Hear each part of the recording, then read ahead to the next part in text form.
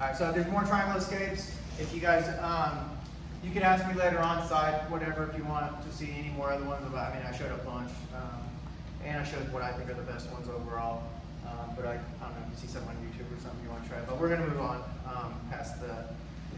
So we're going to start defending the Kimura today. We're going to start in close guard. That's probably the hardest one to defend, and then we'll do like half guard in the other positions where they're on top of all the stuff. So this one won't be close guard the whole time. But starting in the close guard here. So real quick, I'll just show, just for the newer people, how to feel Kimura. Just really quick. Now I'm not going to show all the fine details, but you got your close guard here. You can't sit up with their hands on you, so just pull their hands off to the side. I want to go this way, so I just shift my hips like an inch, just like that, really easy. And then I'm just going to, not here, go across his face here, sit up here over the shoulder, grab his wrist, reach through under his arm here, and grab my own wrist, and I lay back. And then you don't need to worry about this right now, but it would just be a twist to get the finish. But so we're going to go over how to get out of that. So the first one, this is just like a, I don't know, quickest. You're worried about tapping, getting your shoulder ripped apart, so you just shut it down right away without necessarily escaping the close guard just yet. So we're in here, he goes, he reaches up here. So we're gonna go slow, obviously, to learn. But so what I wanna do is, I need a grip right here so that he can't just rip my arm. It's gonna be harder, it buys me some time. Huh? Huh? So right here, I need a grip with this hand. And I can't really move it if he's got a good strong grip. So what am I going to do? You don't have a ton of time to do this if you get caught in this position, but I'm just going to shift so I can bring my own thigh up to my hand here, and I can grab my hand, and look, I can fold my calf so it gets my fingers and drive it to the mat. So now that's like a really strong lock right here.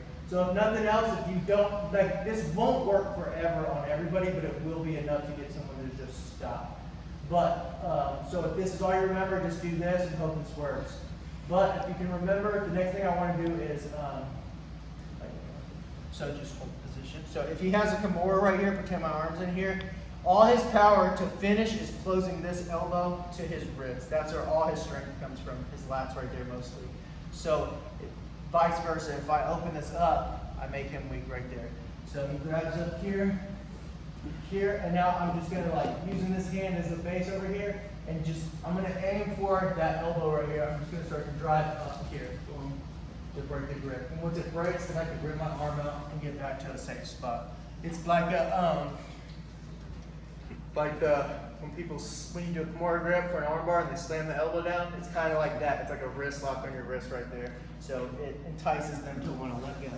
So he reaches up here, and I feel it coming, so I go ahead and I step up, grab here, and drive this knee to the mat here. And I've got a little bit of time, and I'm going to aim for that elbow position here, just start driving into it.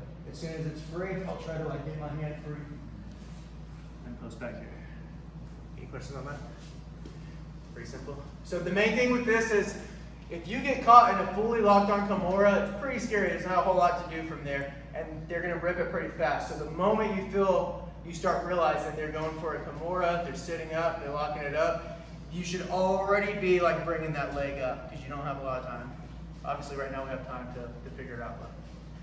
All right, drop iron, ready?